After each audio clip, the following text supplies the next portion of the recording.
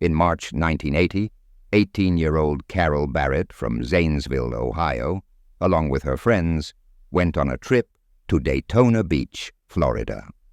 The plan was for this to be a perfect spring break. However, the vacation ended up taking an unfortunate turn when an armed man burst into their motel room and took Carol hostage at gunpoint. The incident triggered a desperate search that captured the nation's attention, but for decades, the case remained shrouded in mystery. What happened to Carol after she was taken hostage? Who was the man with the gun, and why did he choose Carol over others? What were his true intentions? Carol Ann Barrett grew up in the small city of Zanesville, Ohio. The people of Zanesville are renowned for their profound family values and tight-knit community. Growing up in a large family with lots of love and support, Carol was one of the 6 kids. Wayne and Patricia Barrett, her parents, had a strong involvement in their kids' lives. They provide them with a caring and safe atmosphere. Carol had traits of independence and resiliency from an early age. Those who knew her characterized her as sensible and pragmatic. These were the attributes that made her popular with her large group of friends, as well as within her family. Carol had a cool head and could take on challenging situations with elegance. Her family felt that, as an adult, she would benefit greatly from these qualities. Carol, by the time she turned 18, had a wide range of interests and a strong commitment to her goals. She was a devoted player in her high school band and enjoyed getting the opportunities to travel and do performances. Her love for traveling to different places was sparked by a specific memorable band tour to Colorado. She was therefore much more eager on planning a trip to Daytona Beach, Florida, for the spring break. Wayne Barrett, Carol's father, was at first hesitant about the trip, but agreed eventually. He was aware of how much it meant to Carol. She had been working part-time at a Wendy's restaurant, saving money for the trip for about a year. As the spring break drew nearer, there was a visible sense of excitement. On March 20th, 1980, Carol, along with a few of her friends, made the nighttime drive to Florida. They arrived and made their way to the Treasure Island Inn, a popular beachside resort in Daytona Beach shores. Without much delay, the group arrived at the beach.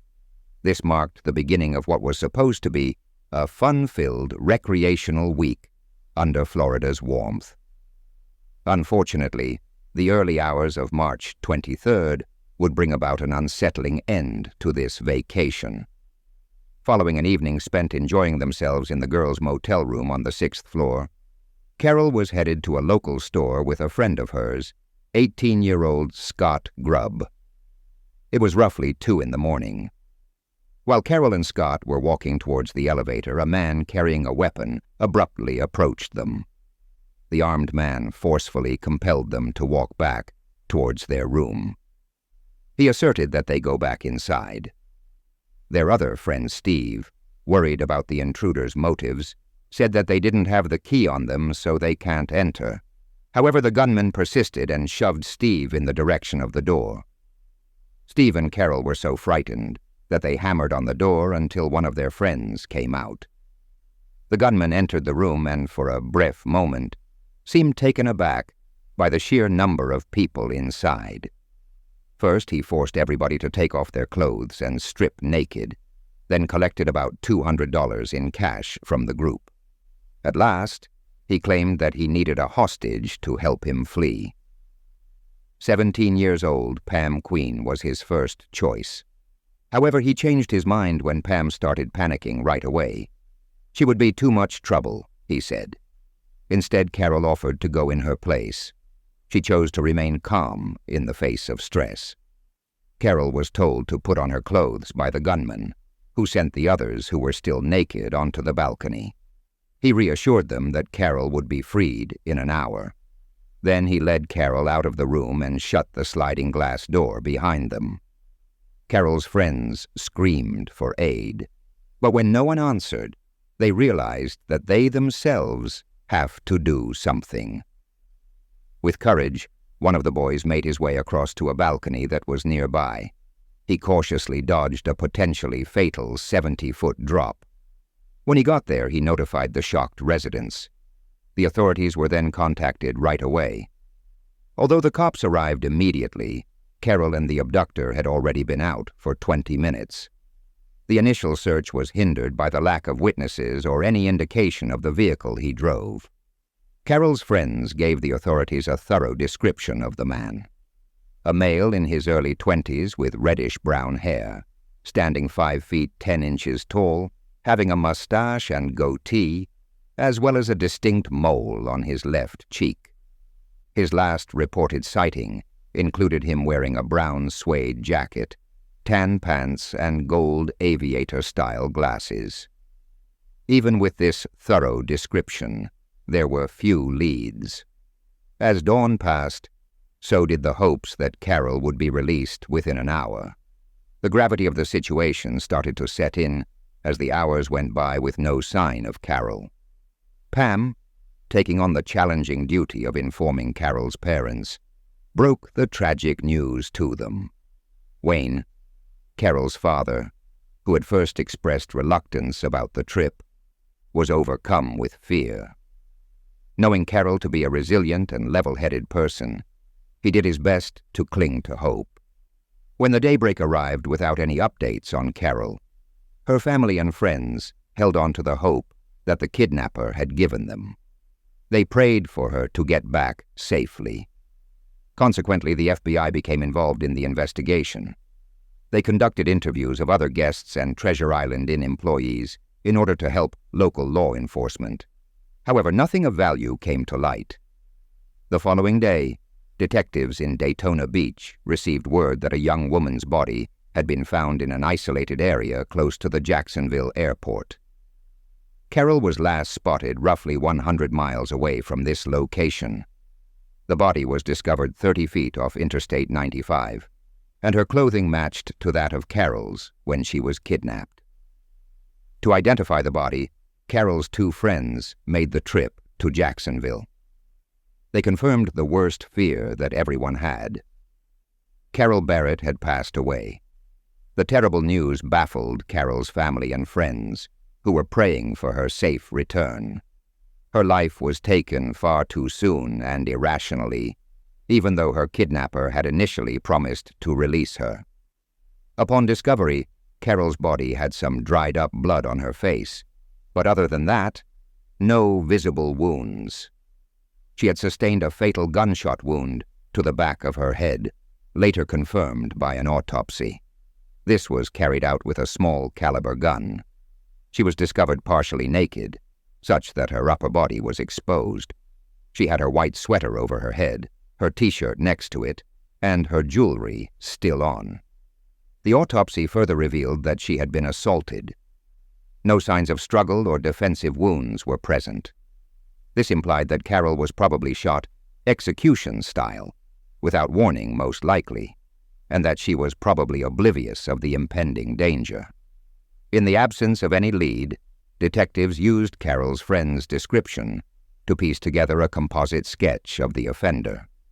This sketch was displayed in local newspapers, on television, and given to law enforcement officials nationwide, as well as to toll collectors on major East Coast highways.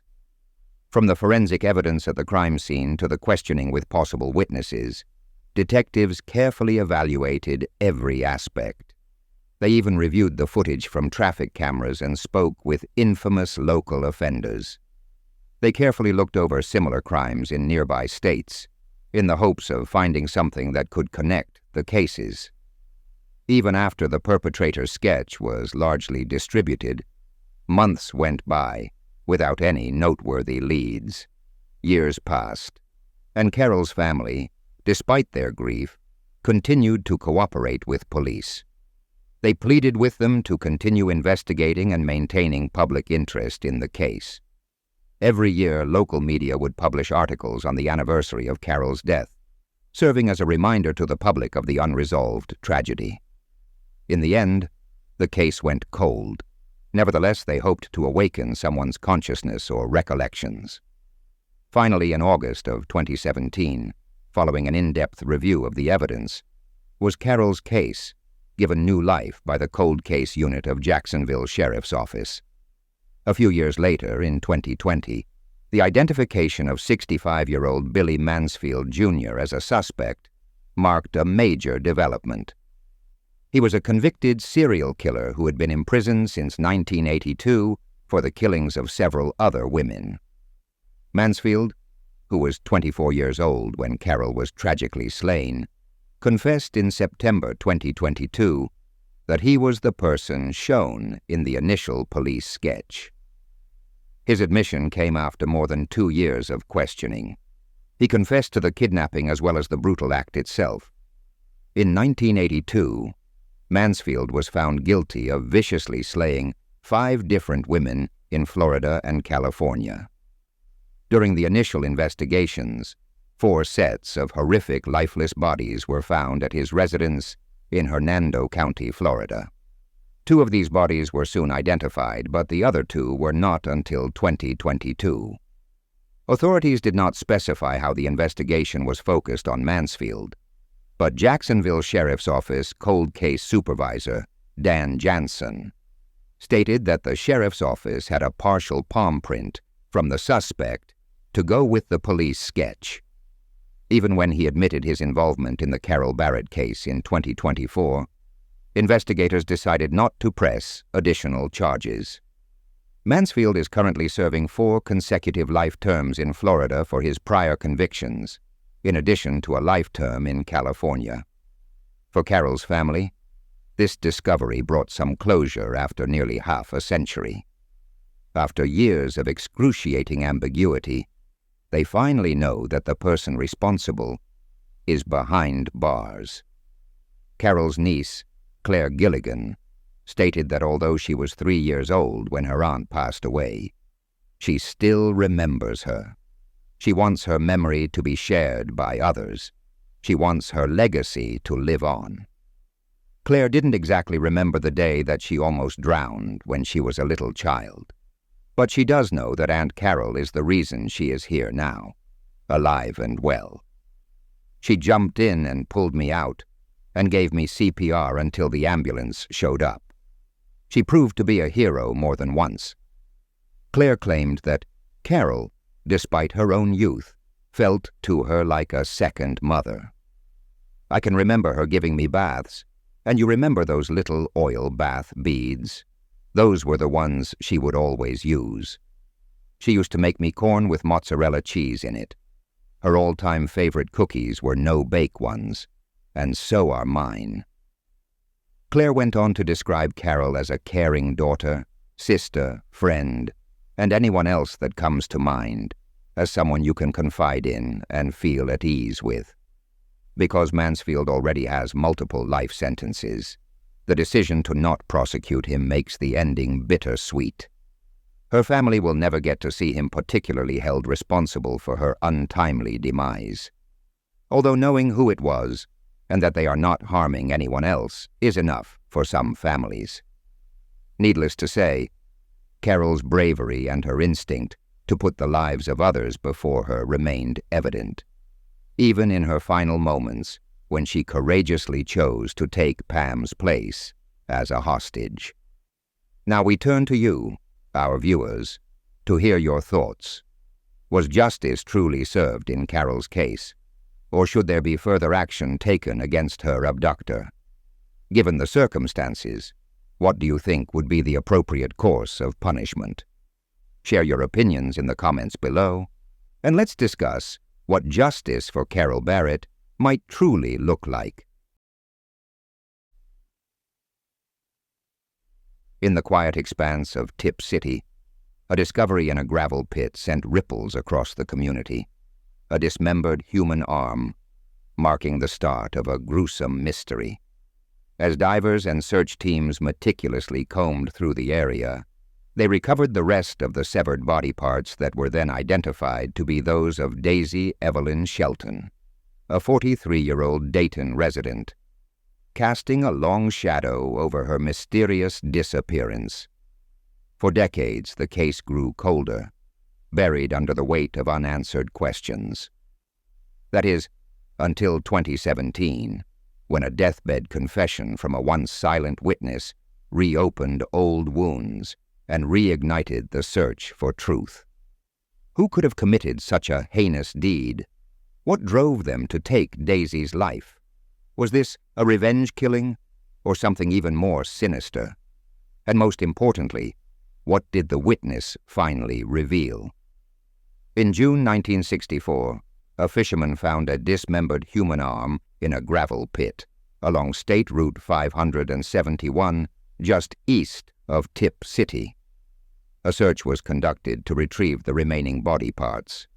Subsequently, divers had recovered another arm from the gravel pit. The gravel pit was attempted to be drained, but it failed. Just after 4 days, a burlap bag was discovered by another fisherman from a channel of the old Miami-Erie Canal. Inside this bag was a severed human torso. The search continued. Later on, remains of a head and a leg were recovered from the canal as well.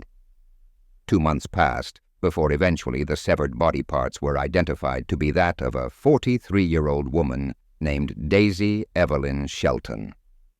On February 19, 1921, Daisy was born in Portsmouth. Nonetheless, she had been a resident at Dayton for well over 2 decades. Daisy resided on Springfield Street and was a worker at the automotive electronics company Delco. Daisy was regarded as kind-hearted, organized, and well-dressed. People who were acquainted with her claimed that she had a lovely place and would always keep it tidy. Her private life, though, was plagued by many challenges. She and her spouse Arvin had a troubled marriage filled with frequent arguments. Before she went missing, Daisy and Arvin had been divorced for years. She also struggled with a drinking addiction. At clubs and bars, she would often run into trouble and would even get beaten up. According to records, she has been apprehended 16 times for drinking since 1957. She had likewise been detained for immoral conduct and contributing to the delinquency of a minor. Later, on October 21, 1959, for nearly until the year ended, she was admitted to Dayton State Facility for a 2-month period. She was being hosted by family in Texas in August of 1963 when she was taken into custody by the authorities on suspicion of intoxication. Her last reported sighting was on September 1963, shortly after she was discharged from the local prison. In June 1964, a missing persons report was filed for Daisy by her brother and daughter. After not hearing from her in months, her husband was the first one to be interrogated, but was later exonerated of the suspicion. Upon discovery and identification, the authorities ruled out her case to be a homicide. An autopsy was conducted, and it was established that her remains had been underwater for about 6 to 9 months. Due to the state of the body, investigators could not ascertain the cause of death, but the medical examiner suspected that she had passed away from manual strangulation. The perpetrator then dismembered her body into pieces and threw it in the water nearby Tip City. Without any person of interest or leads to follow, the case became cold and stayed like that for about half a century. Then, in 2017, a sick patient, convinced that he was on his deathbed, revealed to a nurse that he had been a witness to a homicide. The hospital staff contacted the detectives, who immediately came over to question the witness. The name of the witness wasn't disclosed by the detectives, but he claimed to have seen another man take Daisy Shelton's life with a hammer at a house on Springfield Street before dismembering her body. The remains were then disposed of along the areas with water by the Dayton suburb of Tip City. The person identified as the suspect complied with the authorities and cooperated with several interviews. At first, he denied knowing Daisy, regardless of the fact that they lived on the same block and worked for the same company. However, on August 2017, during a conversation, the suspect hesitantly revealed that he knew Daisy Shelton personally. The suspect then confessed that a box from his home was used to transport the deceased's remains, and that it was possible she was slain inside his residence. But per the court records, he implied it was all a setup performed by an eyewitness to the crime. The suspect agreed that he appeared guilty and could potentially be convicted in court. The witness provided testimony before a grand jury, but passed away before the case could be tried. The other suspect, then 92 years old, also passed away in September 2022. Although the specifics of the case remain obscure, Daisy's granddaughter, Maria Walling, found the news of the suspect's demise bittersweet. She was relieved to find some answers, but saddened that justice could not be served. Maria also discovered that authorities had 3 other suspects as well, who they believed were involved in her grandmother's killing.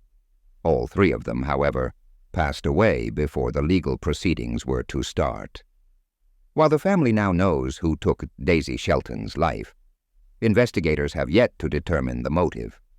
Apart from that, they believe that the case has been concluded, but still a shadow of uncertainty lingers. Was the account given by the deathbed witness a genuine confession, or merely a tale woven from the threads of a fading memory? If true, what led him to conceal such critical information for all those years? And ultimately, who was truly responsible for the tragic fate of Daisy Evelyn Shelton? As we ponder these questions, the echoes of the past continue to haunt the present, leaving us to wonder about the hidden truths that lie just beneath the surface. Imagine a quiet night, shattered by blood-curdling screams that pierced the silence, lasting just over 30 seconds before an eerie calm descended upon Carlson Boulevard. In January 1999, these terrifying screams prompted a concerned neighbor to call 911, leading to the shocking discovery of Meekiah Wadley's lifeless body in her own bedroom. The initial investigation was intense, with police working tirelessly to uncover the truth, but the case eventually grew cold, leaving Meekayah's family in a state of anguish and unanswered questions. For 2 decades, the search for her killer seemed hopeless, until a breakthrough reignited the investigation and unveiled a shocking truth. How did the detectives miss the real perpetrator for so long? What shocking revelations about the suspect came to light only after this prolonged delay? In January 1999, police were called by a neighbor who had heard screams coming from a house in the 1300 block of Carlson Boulevard. It was alleged that the screaming continued for more than 30 seconds before it went silent at all. He initially attempted to swing by his neighbor's door to see how he was doing, but changed his mind and dialed 911. Upon their arrival, the police discovered the front door to be locked. However, the back door was still opened. As the detectives went inside the bedroom, they were met with Meekiah Wadley's body lying dead on the floor. Even though she wasn't alive, her body felt warm when touched. She had passed away from strangulation and, before that, had also been assaulted. Her hands were tied together with shoelaces. Beneath her body, there was a buck knife. Meekayah's life was violently taken from her at the age of just 28 years old. She left behind an 18-month-old daughter and a large family with great memories of her, who never gave up on seeking the answers. Keila Wadley, her sister, described her as a friendly, outgoing, and always cheerful woman. She has been friends with the same group of people since elementary school. Just a sweet person, she stated. Devaney Peterson, Meekayah's niece, claimed that her aunt was someone people enjoyed to be around and spend time with. My favorite auntie. Gorgeous, gregarious, and gifted she was. She enjoyed hanging out and having a good time, Devaney added. A thorough investigation was launched by law enforcement. At first, they started out focusing on a man she had been with the night before. There were no other leads, but him. Yet in the end, he was cleared of the suspicion. Once the only suspect was eliminated from the list, the case became cold. However, for the next 2 decades, detectives kept investigating the case by examining bloodstains discovered within the bedroom and the DNA discovered under Meekiah's fingernails. By the use of bloodstain and samples taken from Meekiah's hands, a combined DNA profile was produced in 2002. The Department of Justice was provided with that profile, who then used it to search through their criminal database for a match. This proved to be unsuccessful.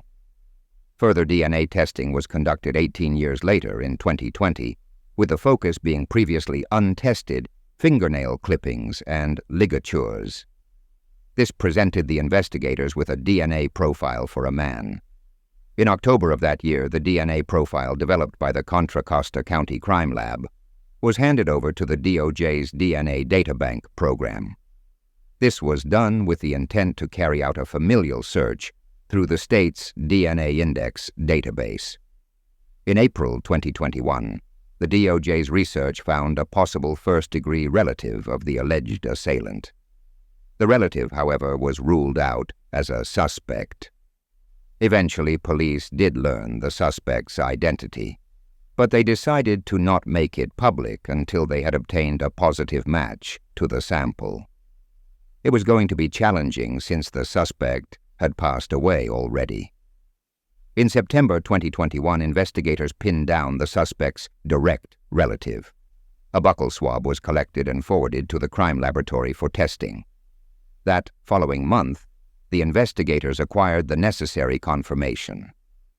Jerry Lee Henderson, 35 years old, has been identified as the person who took Meekiah's life. Meekiah was familiar with Henderson. They both had a mutual acquaintance and frequently stayed at the same residence. Henderson, though, had stayed there for too long. When the mutual acquaintance declined to have Henderson stay there anymore, he headed towards Meekiah's house, expecting her not to show up. Police reckon that this was when he took Meekiah's life and afterwards left the scene. Everyone was whispering, and rumors were circulating about the nature of the crime. Meekiah's sister, Quila, stepped up and clarified any misunderstanding related to her sister. Many individuals referred to the slaying as a domestic violence incident. She denied the claims, saying that Henderson and her sister were nothing more than acquaintances who attended the same college. There has never been any kind of a romantic connection between the two. So he was a friend of her friend Terry, and they both knew him. On April 21st, 2022, police made an announcement at a press conference, stating that the perpetrator had been identified but had passed away of an alleged drug overdose 11 days following Meekiah's slaying. Louis Tirona, the acting Richmond police chief, declined to reveal his name. So we're 100% confident that he is the murderer. I don't want to give him any honor by mentioning who that might be. Meekiah's niece, Devaney, and her sister wore shirts with a photo of her to show their unwavering support, standing up and being heard. Devaney raised her hand to catch Tirona's attention. Why is it okay that he's a secret? We know what he did. Why can't the family know? They see him as a hero. He is not a hero. He's a murderer, she claimed. Tirona replied with a question. Why give someone fame and notoriety for murder? Attendees at the press conference agreed with the family's desire that authorities provide them with the closure they deserved. Under pressure from the public, Tirona ultimately disclosed the suspect's name, Henderson, in Meekiah's case. Following the press conference, Meekiah's sister, Meekiah Wadley, sat with Oxygen.com to clarify a few points. She claimed that the press conference did not accurately portray the story, which was painful and humiliating. She added that Meekiah did make it to the hospital and that she herself witnessed the staff attending to her. The announcement of Henderson's name, however, provided a sense of closure to the family and ensured that justice was done. Keeler reported that Meekiah struggled and fought back, which allowed detectives to find and obtain the DNA needed to locate Henderson. This year, Meekiah would have reached 50 and become a proud grandma. Her daughter is now a mother herself, Keeler mentioned. When offered the opportunity to say a few words during the press conference, Keeler merely stated that the time for demanding answers for family members' deaths had come to an end. Those communities must put a stop to the senseless violence. In a statement provided by California Attorney General Rob Bonta, he expressed his sincere hope that this conclusion would offer some comfort to Meekiah Wadley's family. Bonta reaffirmed that he will stop at nothing to ensure justice and uncover the truth. Nothing can ever bring a loved one back, but we're determined to do everything we can to help bring the truth to light in the fight for justice, he remarked. As we close this tragic chapter, what do you think about the police initially withholding the suspect's name? Do you believe it was justified, or should transparency have been prioritized from the start? Share your thoughts on this.